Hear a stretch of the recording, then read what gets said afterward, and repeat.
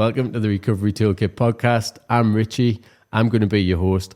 Throughout the series, we're going to talk to a range of different people who will give you tools and tips to help manage your recovery.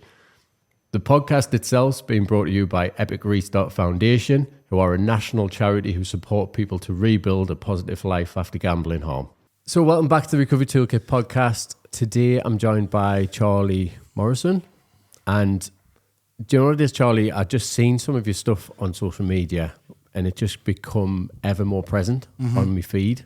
So that shows you that I was actually paying attention, because that algorithms only put stuff in your feed that you're actually engaged with. So whatever you're putting out is engaging. And then I just loved the way you spoke. I love the way you spoke about recovery. And that's what this is all about for me. It's about how do we move on in life? And I think that's what you are trying to do. So I just thought, you know what it is? Let's get him on the podcast. Get him on. And here we are. Charlie, tell us a little bit about yourself and how you come to be in recovery. Well, I'm a boy from Glasgow. I'm an obviously, man, you can tell with my accent. I've been doing in the Northeast for 20 years. By about the age of 13 is when I discovered drinking drugs. I had a terrible stutter as a child. And when I found drinking drugs, it put me in a level playing field with everybody else. And but the drinking drugs didn't tell me when to stop. So while everybody would go to bed, I carried on for 30 years. And that carry on went into crisis, chaos and conflict, suicide attempts, heavy jail sentences. I was left paralysed in a car crash as well, all through drink driving. So just 30 years of absolute carnage. I remember when at 13 I was left in the bus stop, and my mum and dad were big alcoholics, were big drinkers. And I remember this car man going past me, and to this day I can still remember the registration plate, and I can still remember the car, I can still remember everything as if I'm speaking to you now. And that was the point I said, I'm going to set myself alight, and I'm going to set this world alight, because I felt like a square peg in a round hole, and I could not identify myself with everyone around me. And I found drinking drugs, and drinking drugs gave me my way out. And that my way out led to 30 years of absolute carnage. Yeah, and it's such a common thing, isn't it? You know, drinking drugs become people's solution. Solution to whatever's going on for them, and underlying trauma, unmet needs as children. I think it manifests itself in so many different ways. People look at addiction though, and it's got a bit of a stigma, hasn't it?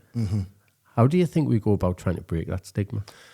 We go about breaking the stigma by showing people that there's a way out, by showing people that there's a pathway, and showing people by our actions that there is a definite way out. Because somebody like me, there was never a way out. There was only death, and I had defined myself at death, because that's the way that I was basically going. I knew that I was going to die young. And I couldn't believe that every episode of my madness, I would actually come back. And I was like, what the fuck am I still doing here?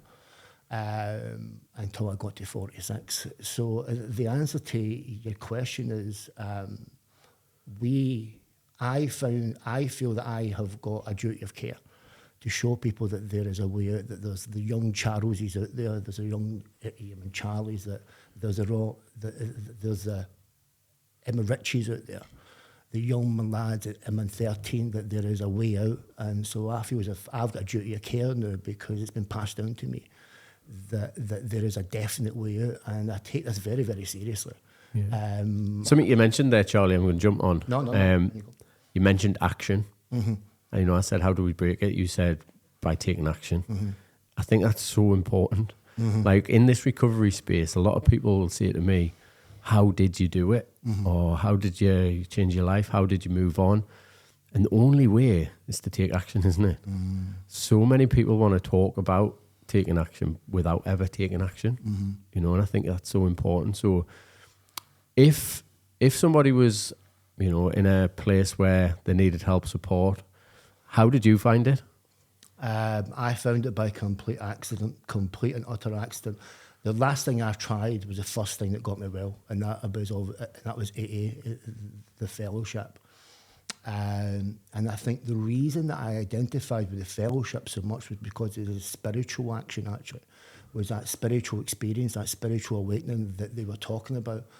And I really identified with it.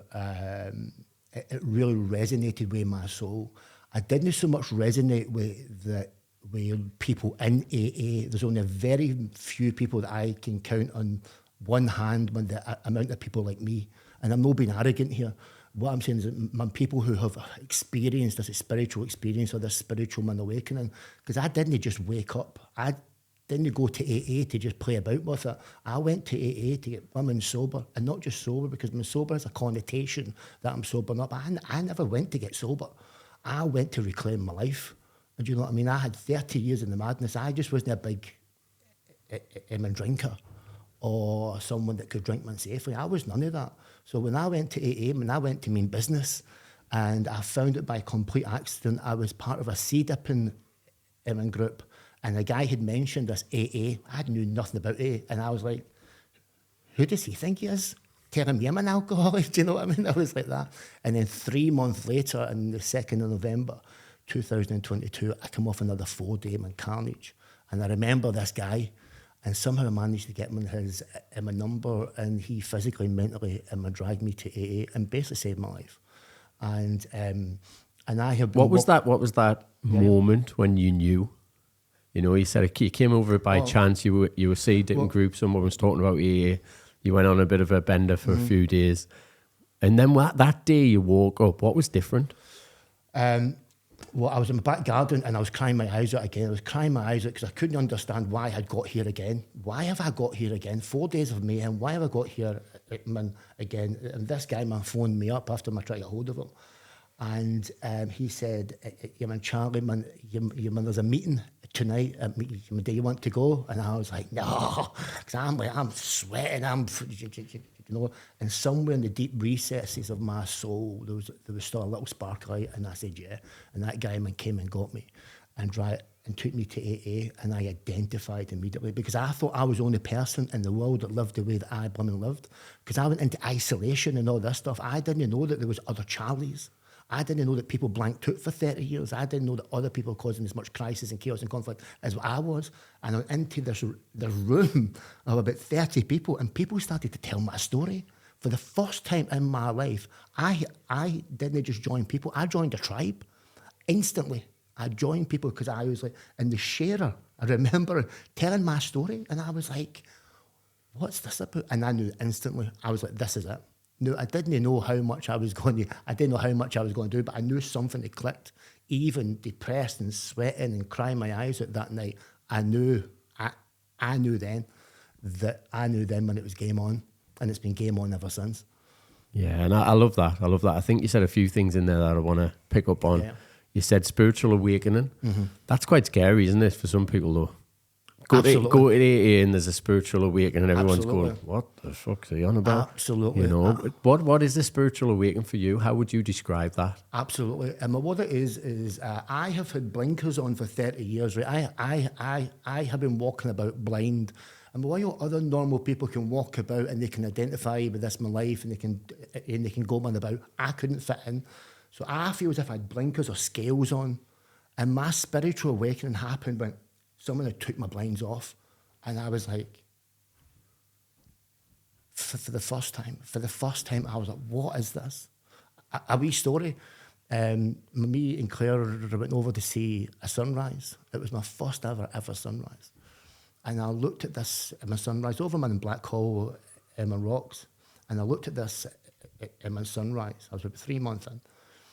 And this voice came to my head, and they said, Charles, you have always looked across and you've always looked down, but you've never looked up. And God is my witness.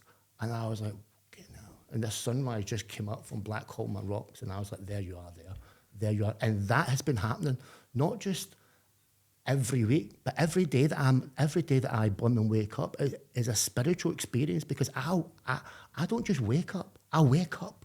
I don't wake up with any hangover. I don't wake up and wanting a drink. I don't wake up and wanting a line of coke. I don't wake up with owing people money. I don't wake up with all this. I wake up and I go for a drink of water with Himalayan salt and a bit of cayenne pepper, and then before you know it, man, I'm doing meditation on my caravan. I mean, I never just woke up. I woke up, and I say to people, I don't want this big right overhand human punch. I want small incremental stuff that my brain can take in. Because if you give me big wins, my brain wants more. It wants more dopamine. But for me, it's these small ones. And I know that sounds cheesy, but immediately waking up every morning, just waking up.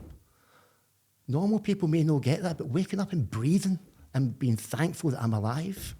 Yeah, 100%. One of my pals, he goes on about all the time that he has better experiences in life getting up at 3, 4 a.m. in the morning than he ever did going to bed at 3 or 4 in the morning. That's fantastic. You know, and for me, That's it's the truth, isn't it? It's you know, people say to me, "Oh, you're always chasing the sun," because I love sunrise and I love sunset, you know, but it's the start and the end of the day. And for me, there was a point when I never thought I would see the start or end of the day as well. So now that I'm grateful that I get that opportunity, you know, and I think that was a big mindset shift for me because I didn't get it early on. I didn't see all that. I just wanted to be abstinent. I just wanted to be clean. I just didn't want to gamble. I didn't want to take drugs. So when I actually started to realize that this was about living, that was a different world. That was a different world then, you know. And what you've just said to me is basically is that, isn't it? Putting the drinking drugs down wasn't what it was about. It was getting your life back. Very small part was putting the drinking drugs. Yeah, you just had to put the drinking drugs down so you could actually raise your self-awareness and understand that there was more to life. Like you said, take them blinkers off. You know, I think that's so important for people to hear. Abstinence and recovery. What's the difference? Abstinence and recovery. Abstinence means that you've stopped, that you're still drinking, and you may just be hanging on. Abstinence to me means that you've stopped drinking. You may be going to meetings and telling your story, whatever else, and maybe living a half-hearted life, being abstinent from drink. Recovery to me, when you talk about recovery, then you need to be in for a big man conversation here, because when I talk about recovery, I talk about my walking in life the way that I've always wanted to walk in my life. I always wanted to get to know who Charlie was. So abstinence to me means, you know, I've stopped I'm drinking, I'm doing all this man stuff. But recovery means that I'm doing the inner healing, that I am getting to know the human being called Charlie. And I'm getting to know my inner soul. Who is this person? Who is this actual person that's living inside me? Who am I? What do I actually like? What do I actually like? I was a massive football fan for 46 years, a Glasgow Rangers fan. I watched all TV, I knew politics and all this stuff, And I thought this is what this Charlie was. This Charlie loved politics. This Charlie loved my Glasgow Rangers. This Charlie loved all the TV, you know, This big 17-stone man lad who was aggressive and all this stuff. As soon as I went into recovery, I've not watched TV in 2.5 years. I couldn't give a damn about politics. And I couldn't give a damn about football. I could not give a damn. Why? Because that was never the Charlie. That was never the Charlie. That was the Charlie I was betraying to all my friends who wanted to hear the Charlie story. But when I got free in peace, that was not the Charlie, because I went inside and I started to find out who the Charlie was. And this Charlie didn't like any of that. That was the show. That was the front of the building. But in actual fact, when I went deeper, it was never about that. It was about who is this guy inside? Who is this consciousness? Who is this my awareness? What is this? I'm in sunrise. What is this beach stuff? What is all this stuff? So recovery to me means getting to know who you are. And then ultimately, in step 12, you know, service to other alcoholics, service to other addicts, or service to a human being. Because that's the biggest spiritual gift that I can ever give another human being, is service to them. So recovery is twofold, as in I get to know me, I do my inner healing, and then once that is, and then we start to help others, and that's where I'm at now. So I don't know if I answered your question or not. 100% answered it. Yeah, I love it. The question I've got out of it though, now, who is Charlie? Who is Charlie sat there in front of us now? Charlie is a person who quite likes himself. Charlie is a person who's found his passion and purpose in life without the drink and drugs. Charlie is a person who loves being around other people who get it. And And Charlie isn't this violent alcoholic or whoever who was trying to portray himself to the world. I mean, Charlie's just a nice lad who just wants to get on, who just wants to go on the way of life, and really just it's more than being happy. So when people say, I just want to be happy, and I'll say, I don't want just to be happy. Happy's fleeting. I want peace of mind. I want freedom. My first principle, man, in my life is peace. Because without peace of mind, I cannot have everything. So who is him and Charlie? Charlie's a peaceful soul who's very comfortable in his own skin. That's who Charlie is. I love it. The happy thing, everyone, isn't it? You know, what are you doing? I just want to be happy. I'm like, yeah, cool. Good luck with that then. You know, because happiness is just an emotion, isn't it? Happiness is an emotion. Sadness is an emotion. Joy, grief, all of them things are emotions, and we've got to be able to deal with them all, basically. And if we're just chasing this happiness all the time, we're going to be very disappointed in life, aren't we? Just dopamine. Yeah, totally. And you called it peace. I call it contentment. You know, just being content in life. Absolutely. And the other thing that's massively important for me is just knowing that whatever you're going to throw at me, I'm going to be all right. I'm going to be all right, and I don't have to act like a dick, basically. That's what it comes down to. One of my favourite sayings is about knowing, actually, because I was a person of unknowing. But then when you become knowing, there's no unknowing, because once you know something, it's like something you've watched, you can't unwatch. So once you know, and I know, so I cannot unknow this stuff. So I know this stuff. So I've got a duty of care to be passing this knowing on. That's what I feel. Yeah, and I think at that point where you're that knowing, once you know, you've got a choice. Absolutely. And that's important, isn't it? Absolutely. Because when you don't know, you're just surviving, aren't you? You're just doing whatever it is to get through the day that helps you get through the day. And once you know, and there's a different way, there's a different path, there's a different method, there's different coping, whatever it is, you've got a choice.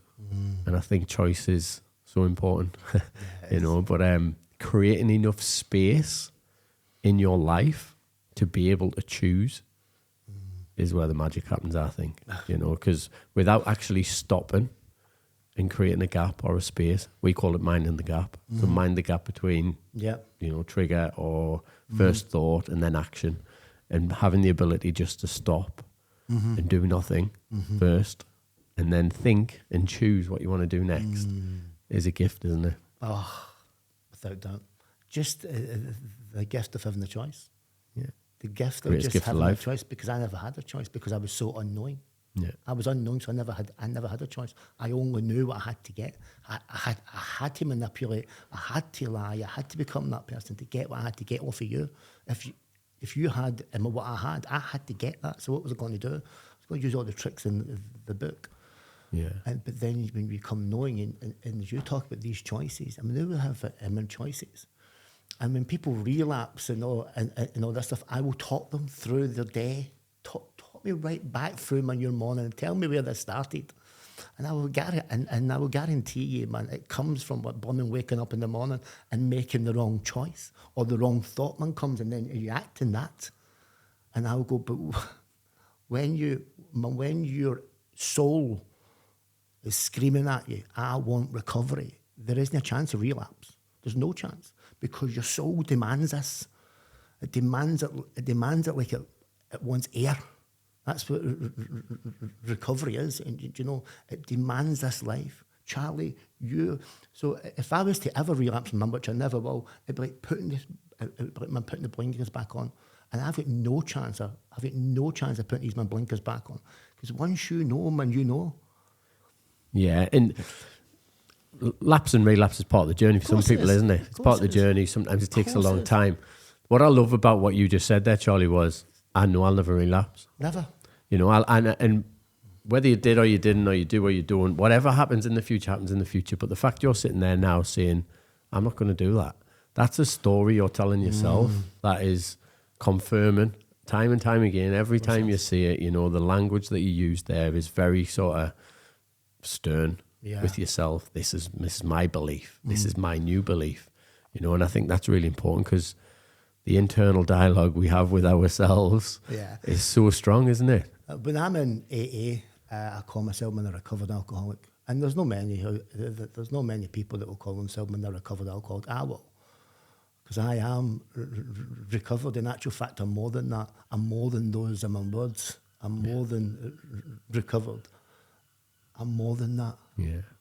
Yeah, totally. And more than that. I think the thing that I like about that is I used to go to GE, I've been to NA, I've done a lot of different fellowships. I'm a compulsive gambler. That's what we used to say in is that what you used to Gamblers say? Anonymous. I'm a compulsive gambler. My last bet was such and such date. I'm Richie, I'm an alcoholic. I'm Richie, I'm an addict. Yeah. For me, it just didn't sit right. Continuing to say I'm a compulsive gambler, continuing to say I'm an alcoholic, continuing to say I'm an addict. I agree with you. When I'd moved on so much in my life, I just thought, it doesn't work for me anymore. Because if that's what I'm telling myself, when shit hits the fan, I'm going to go back down that path because that's what alcoholics do, or that's what addicts do, or that's what compulsive gamblers do. They gamble, they take drugs. So I don't want to do that. So I'm not going to do that anymore because I don't want that story going in my head. I don't want that playing over and over and over. So I just decided, no, that's not for me. I completely I'm agree. Richie. Do you know what I mean? Yeah. I am Richie. Completely Still went to some meetings, but I was turning up and going, I am Richie. And everyone's looking at us. And yeah, that's me. What's the next part? Yeah. And there doesn't need to be an next part. No. You know, I'm here because I want a better life. Yeah. You know, and I put the drink, the drugs, the gambling, all that stuff went down. And I started to get a better life when I started to do the work. Tell us a little bit about your recovery then, Charlie. I know you said 2022 was kind of when it all started for you, and it was 12-step based recovery in AA. Tell us what's gone on in your life since then. Well, I got to about 3 or 4 months in, and obviously, you want to help people. I got about 3 or 4 months in, and I'm about step 4 this time, and I just wanted to help people, but I didn't want to help my people in the typical man fashion of going back into recovery and help people and all this. I wanted to do something a bit more different, and I come up with this idea because I was part of the sea dipping group. And me and Claire there, we went down to the beach, and we asked the chairman of the sea dipping group if we could train the sea dippers every weekend. And he's like, man, what do you mean? And I was like, well, I've been in the gym in my life, and I've made up the strength. I'm training 20-minute exercise. And he's like, yeah, Charles. So for the last 3 years, for the last 3 seasons, we've been training the brass monkey sea dippers on the beach every weekend. So that was my way of giving back. So on the Friday, Saturday and Sunday, we went on the beach for about 1.5 years, and we trained everybody in strength and training and cardio. And then after that, then we would walk people into him in the gym as well, because we realised that there's a lot of anxiety out there, so people don't want to walk into gym. And then we did like walking talks to the sunrise, and then we did meditation on the beach and all this sort of stuff. So we've been doing that for about 2.5 years, actually. And then about 1.5 years in, I was invited from Recovery Connections, fantastic organisation in Teesside, and they invited me and Claire Mundun to this 3-day intensive training. And I really didn't want to go because it was a Monday, Tuesday and the Wednesday. And I was like, no, this is time at the gym and all this. And I went there and I'm sitting there with my chicken and my salad eating this. And there was this chap called David Collins, and he's teaching me. And I can remember thinking, what can he possibly teach me? Do you know what I mean? I was like, and to my mind, he just blew me away. The 3-day intensive training blew my mind. And he used these words called a lived experience recovery organisation. A lived experience, and I was like, what is that? Because that's what we've been building for the last couple of years. That's what we've been trying to build, but we didn't really know what we were doing. And under his guidance and mentorship, we have become an organisation called We Do Recover. And basically, what that is about, we want to show people that there's more to recovery than recovery, if that makes sense. So there's loads of people that go into recovery and they get them well, and then they go back into recovery, work and all that stuff, and that's all fine and well. But to me, I want to show people that there's so much more after recovery. There's so much more.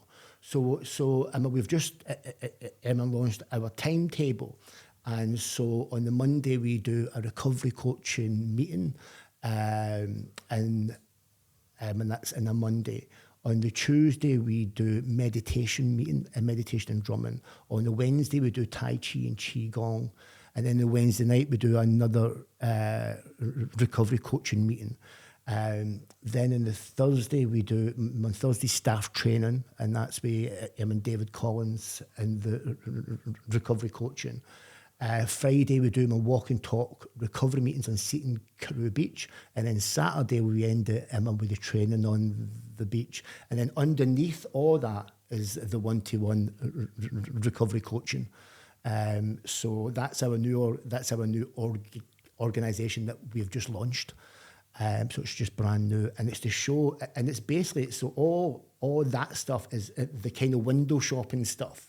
That's all the window shopping stuff to show people that there's more to this life. And if we can just pinprick just a little part of people's consciousness to show them meditation and Tai Chi and all that, then they can then get their own passion and purpose. Whatever that is, then they can then go out and do whatever they want to do. So this is all about passion and purpose. People's passion and purpose, getting their passion and purpose. So it may not be that they may not like my Tai Chi, but they might find Tai Chi and then find something else after that. And then they go and do whatever they want to do. So that's what we do. Recover's all about. When we are a lived experience recovery organisation. There's 7 of us in this organisation.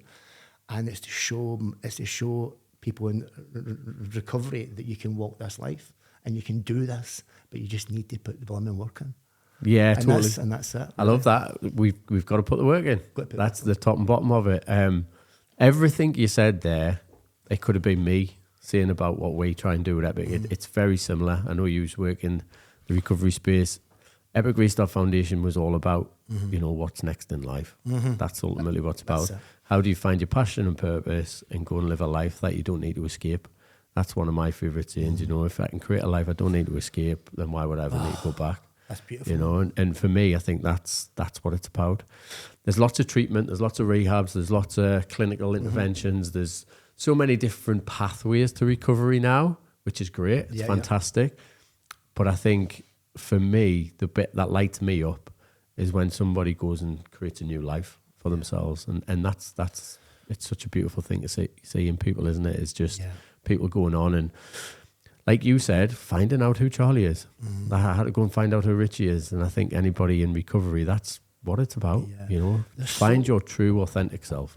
There's so many people out there, especially people in addiction, alcoholism, gambling. There's so many people out there that don't know what this passion and purpose is. And there is a reservoir full of people with passion and purpose who don't know that they've got it because they're so blinkered at the moment they just can't see. And I feel it's up to us to try and remove those blinkers and show them that there's so much to this life, that they're worth more, that they are so much worth more, because there's a reservoir out there that just needs tapped into.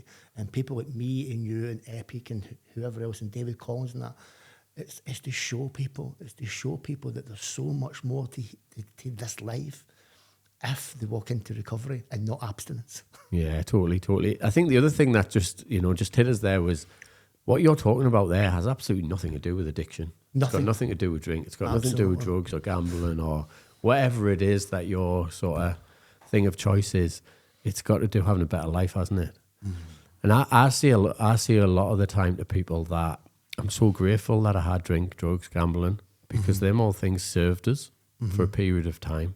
Till I knew different. That was our solution. Yeah, that was the solution at the time. That was the pain relief. That was the thing that just helped us get through the day. I now look back and go, I'm so lucky I had them things, because if I didn't have them things, I would never have got into recovery, and then I would never have found out who I really was. I would never have created the life I've got now. So I've got to be grateful for all of that in a way. And a lot of people will look at us and they're kind of like, you're not right in the head. I'm like, probably not. I'm probably not right in the head. But actually, all of that stuff really did serve me, and everything serves you in life till it doesn't. Everything, people, places, jobs, passions, hobbies, all of it, everything. We evolve, don't we? We're always evolving. So just the ability to be able to go, I'm okay, we're leaving that behind and moving on to something new. That's a gift in itself. The other thing I'm grateful for is, without them things, I would never have got the opportunity. When you're saying there's a reservoir of people there with blinkers on, some of them aren't in active addiction. No. Some of them are just in life, and they haven't got the self-awareness or understanding, or they haven't had that real struggle or rock bottom, like people call it, that gives them the opportunity to look at themselves. But actually, what we do in recovery is a real internal job, isn't it? It's about going internal and finding out. A lot of people don't want to do that work, do they? And this has got nothing to do with addiction. This is just about being a better human being. I love what you just said there. Absolutely love it, because that one resonates with me 100%. And you know, as I talk about the boy at 13, he was a square peg in a round hole. He couldn't quite fit in, and it took him 30 years of pain to try and understand what this world was about. So I went 30 years of pain and fear, especially fear, to find out what this was.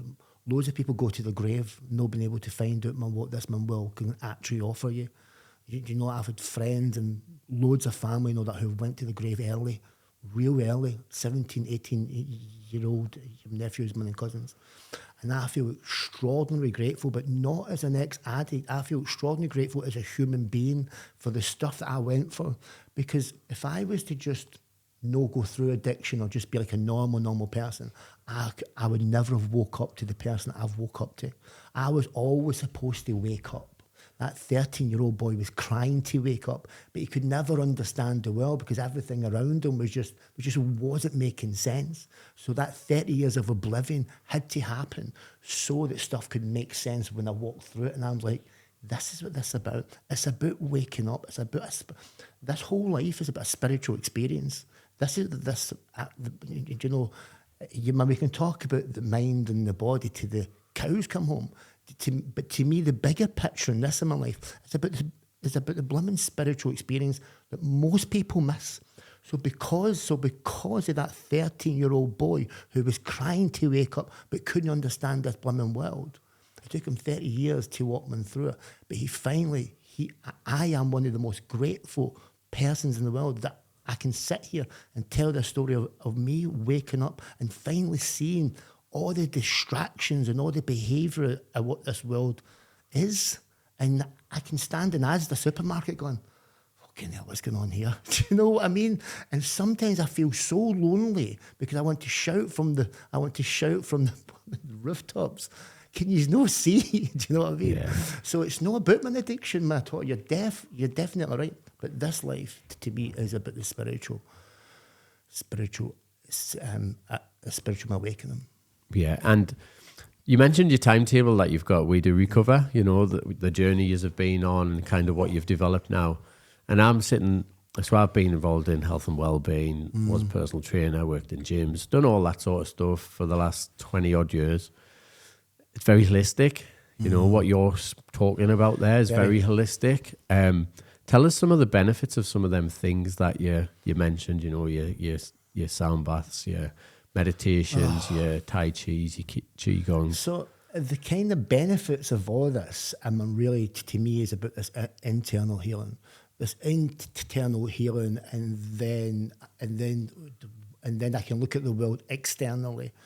So it's all really about slowing down. It's really about slowing down and being patient with yourself. Now, this head was my enemy all my life. My head was my enemy my whole life, and I could not understand. I would wake up at 3 o'clock in the morning and my head would be on me. You're this, you're that, you're that. And I could never understand why this thing in my head was such my enemy. It would terrify the life out of me. And when I speak to most people, not even in addiction, I can see when they're talking to me that they're not listening. I can instantly tell when someone's talking that they're in their own wee head, and I call their head Jimmy. Because Jimmy's talking to them from the minute they get up to the minute they go to bed. Jimmy's on da-da-da-da-da. And if it was anything like my head was my enemy, my absolute enemy. So this whole stuff, this whole holistic health and well-being, to me, is all about slowing down and getting a better understanding of not who I am, but who you are. Who are you? So let's just slow down. What's your head actually saying? Because this head was never designed to hate us. This head was always designed as a tool, as a method, so that we can use for artistry, for slowing down, for whatever it is. This head was designed for us. It was never designed to be a chattering monkey. So Tai Chi, meditation, sound baths, Reiki, walking talks on the beach, it's all about the internal healing. But it's also about getting to know our mind and becoming almost friends with it and dipping into our head whenever we need to dip into our head, or using our head, becoming friends with all this. Because this human being that we are is such a gift. It's such a gift. And if we don't get to know it internally, we're never going to get to know it externally. So all the stuff that we provide is about internal healing. But it's more than that. It's about you getting to know you by slowing down and ultimately getting to know your head, which then makes sense by your body. Because all my answers doesn't come from here. All my answers come from here. Yeah. I don't know if that answered your question. It totally answered my question, Charlie. I think there was a bit of a drop the mic moment there. Like, I think it was like, if nobody takes anything away from this other than slow down. Just slow down, yeah. Slow down. Like, how much nicer would life be if we could just slow down? And I don't mean me and you, I mean the world. Everything now is like bang, bang, bang, bang, bang, isn't it? It's just so rapid. And I mean, I've got 2 young kids, and I see, and I worry for them a little bit sometimes because everything is so accessible. Like back in the day, we've all got a past and stuff, but I can get anything to my front door now in an hour. Literally anything. I don't have to wait for anything in life, and you're saying slow down, but I don't need to slow down because I can have it now. Yeah. I can have it instantly, everything, and that's from like me shopping, like the amount. So I live in Fulwell, which is in Sunderland. There's quite a few shops near my house. The amount of people that I see riding bikes, like your Uber Eats, your Deliveroos, all of them types, and it's not even takeaways anymore. They're going in to get in the vape shop to deliver vapes to people because they can't be asked to go to the shop. Like, it's delivered to the door instantly, and then that's a whole different world that my kids are going to grow up in. I know. One of my friends was in America last week, and it was robots delivering. It wasn't even people. It was robots delivering the stuff, on the streets, these robots. And you just go, this is crazy because it's instant. And that's part of the problem now, isn't it? Everybody wants everything now. Well, they don't want it yesterday. That's the problem. They want it yesterday, and if they can't have it yesterday, they'll have it now. But nobody's prepared to wait. Nobody's prepared to slow down. And it's that slowing down and it's that waiting where you find out who you really are, isn't it?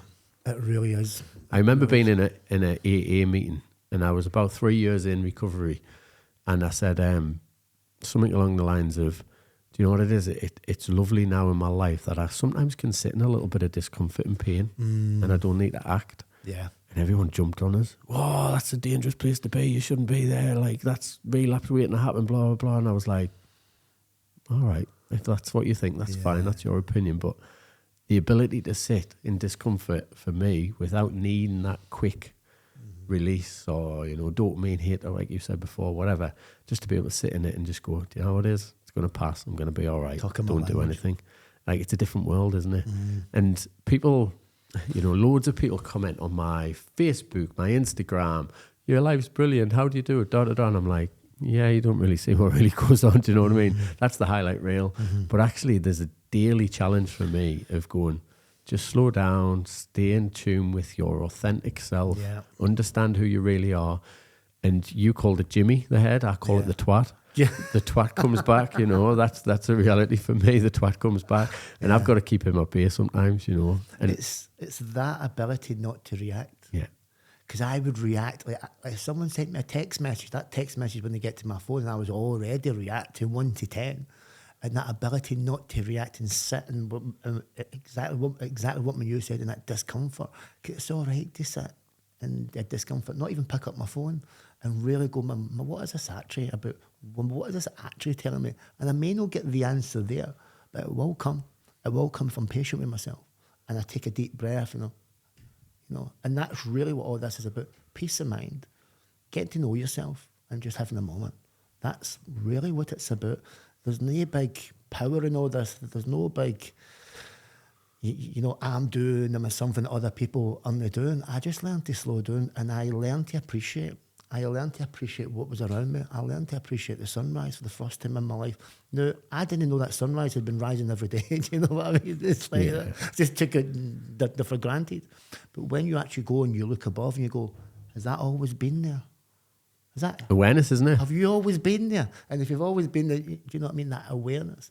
And it's just that ability not to react, be patient with yourself and just appreciate what's around you. Yeah. I talk about the 4 A's all the time, you know, and the first one is awareness. I think we need that awareness in life of self, first and foremost. Self-awareness, understanding who we are, gives us a chance. Then we've got to accept it. So acceptance is always the second A in my language. Because without accepting it, we're fighting it. And sometimes, like you just said, we've got to appreciate where we are. And when we become grateful for where we are, when we grateful for the past, the chaos, all that sort of stuff, we be at peace. We're at peace with it. That's a nice place to be. My third is action. You know, without action, you're just talking a good game. You know, I think it was Carl Jung said something along the lines of, we're not what we say we do, we're what we actually do. And I think that's just so powerful. And then my fourth A is accountability. And I think it's about surrounding yourself with people who are good for your soul, but who can also call you out on your bullshit and make you accountable as well. And I know you mentioned recovery coach in there. Yeah. That's what a recovery coach does, isn't it? Finding your solution. Fundamentally, the recovery coach asks you questions so you can find your solution and then hold you accountable for the things that you said. Yeah. It's that simple, isn't it? It is. Walking alongside even someone and them finding their own solution and their own way out. And that's what I love about it. It's so simple. It's a courageous... So simple but hard as fuck. Yes. But simplicity in this world is hard as fuck. Yeah, it is. Do you know what I mean? It's just the ability to walk alongside and with someone and have a courageous conversation and see them you can transform in front of your eyes. That's what recovery coaching is in me. And as soon as I found that last July, I thought, this is what I've been looking for, because it excelled my recovery. You know, it empowered it, because I was losing my way in AA. I was losing my way in my big time. It just wasn't doing nothing for me. But it served you till it didn't serve you. Without it served me so much. Actually, it showed. So I use this. It took me to the gates. AA took me to the gates, and then it's up to you or up to me whether you want to open those gates and keep on walking.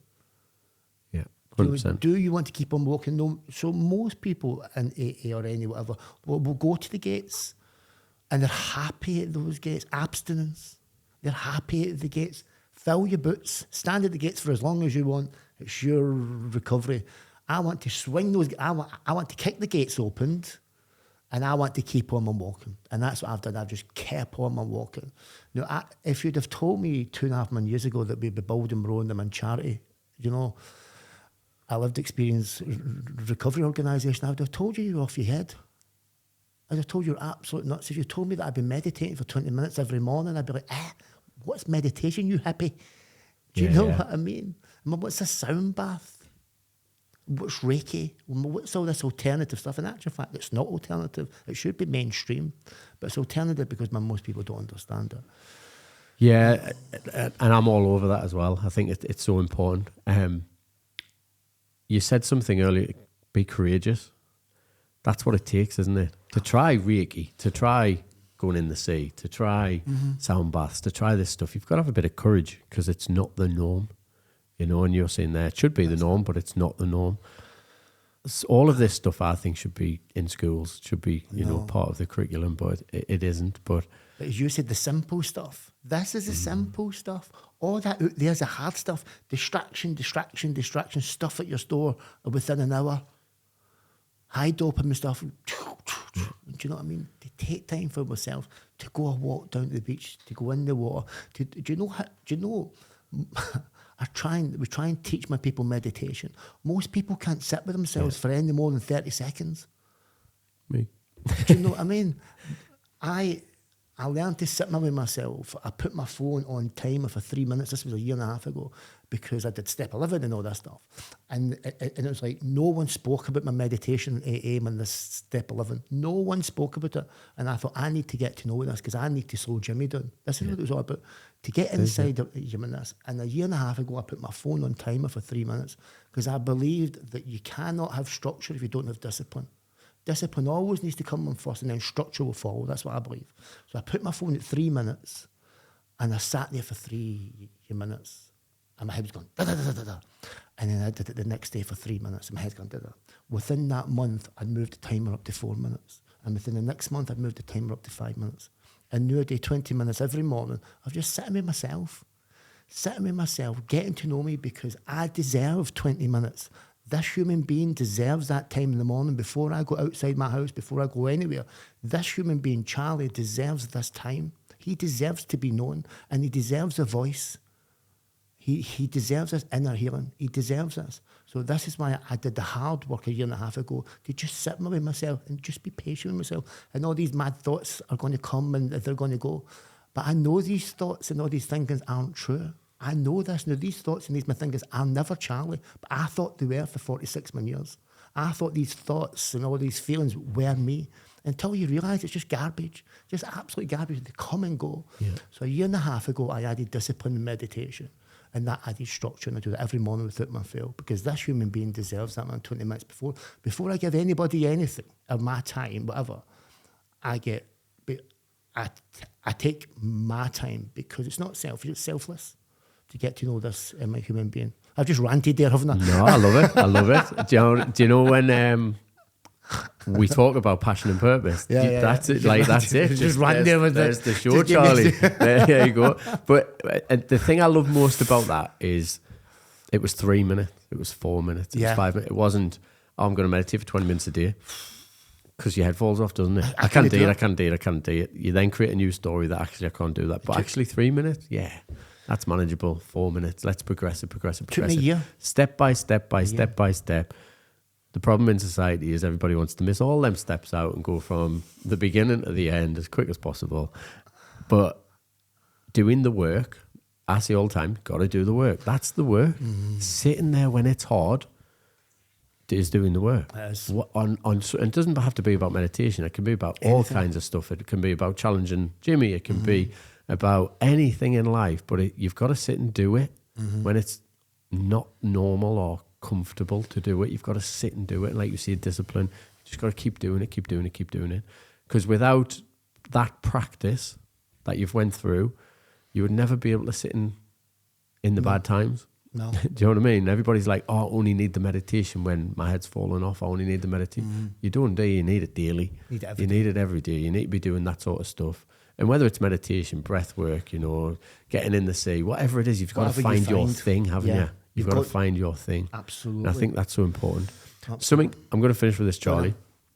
Something we ask everyone on the podcast, and I think I might know some of these answers, but if you were to say, what were the 3 biggest tools that you've got in your toolbox now to help you manage your recovery, what would those 3 things be?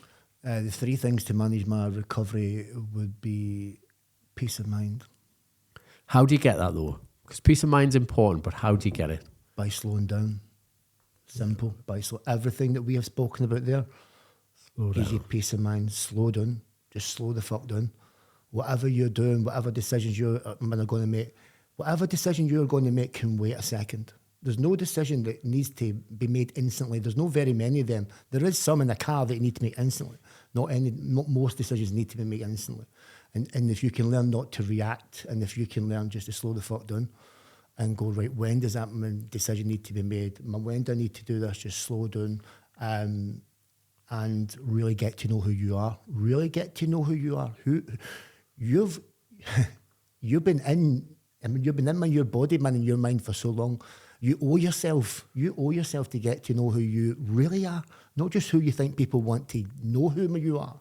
Stop that crap. Get to know who you really are. And when you get to know, so I'm just at the start of all this. I'm the whatever.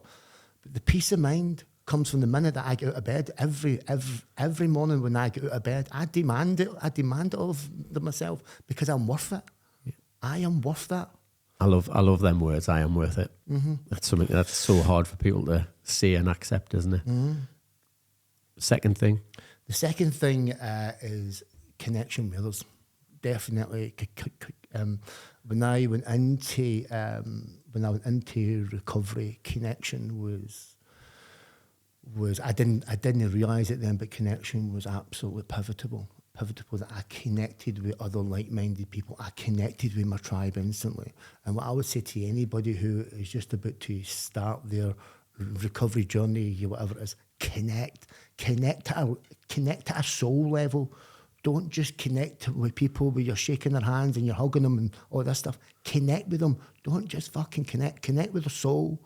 Connect. You're joining a tribe. You're joining your people. Now, you may not be connected with them for all the time, but connect at a soul level, that your soul connects with them, because our values and purposes move as life moves, and connection moves as well. So connect with people at a soul level. Make sure that your soul understands that you're connecting with these people, that your tribe, and put your faith and understanding, because the people in AA, they all mean extraordinarily well, and they will have your back. If you really mean this, they will mean it, because we all smell bullshit. Yeah. So totally. connection, soul connection, not just connect, but connect at the soul. Yeah, that's something I say all that. I just hate bullshit, small talk. Like, I say it all the time, small talk, I can't be arsed with that shit. I'd rather go and stand in the corner on my own. Yeah. Like, yeah, true connection's so invaluable in life, isn't it? What's the third one then, Charlie? What's the third thing in your toolbox? The third one in my toolbox would be, there's so many that I want to mention, but the third one in mine is the spiritual experience, or the spiritual man awakening. I don't know, man, if that's in the toolbox, but that's what I have every single morning. That spiritual experience. I'm going to talk about these big spiritual awakening moments, but to me, a spiritual experience is incremental. So my spiritual experience, as I spoke about earlier, is the ability to wake up every morning and just wake up. Just take a breath and go, isn't that fucking beautiful, man? Isn't that beautiful that I can wake up with nothing going on, absolutely nothing? The ability to take the first breath in the morning is a spiritual experience. I never had that in my life. I had a terrible stutter my whole entire life. I've still got my stutter, I've still got my stamina, but it doesn't define me. It doesn't define me. I walk through that stutter every single day, because that stutter kept me in fear. Fear of talking, fear of reaching out, and fear of asking for help. I wake up in the morning, I take a deep breath. I know that sounds dumb and cheesy, but it is. The ability that I can talk, that I can do podcasts, that I can motivate others and talk. So that spiritual experience of waking up and taking up my first breath and going, fucking hell, I'm here and I've arrived and I've got to know there's Charlie Morrison. And to me, that's what it's all about. Charlie, I love that. The 13-year-old kid with a stutter. Yeah. Sat here doing podcasts. I know. It's been a journey, mate. Thanks, brother. Do you know? I think you want to be really proud of yourself. You know, it's been great to speak to you. I love watching from afar all the stuff that you're doing. And the last thing I'll say, what I see you creating is just community, isn't it? It's just a real like-minded community of people. And the fact it's on a local level, it's like there in the heart and soul of that community. It's all free of charge as well. Everything's free. I think we asked me for a very small donation, that's just to pay him for the room. Yeah. But everything's free, and it's free to anybody can join us. You don't have to be an addict or an addiction, whatever. Anybody can join us. Yeah. Anybody. I love it, Charlie. Everybody's welcome. I love it. Excellent. Thank you very much for your time, Richie. Charlie. It's been a real pleasure to have you on. But yeah, good stuff. Thanks for listening to the Recovery Toolkit Podcast. If you took something positive from it, then why not subscribe? If you or somebody you know has been suffering gambling-related harm, why not head over to our website where you can join our community? The link is in the show notes.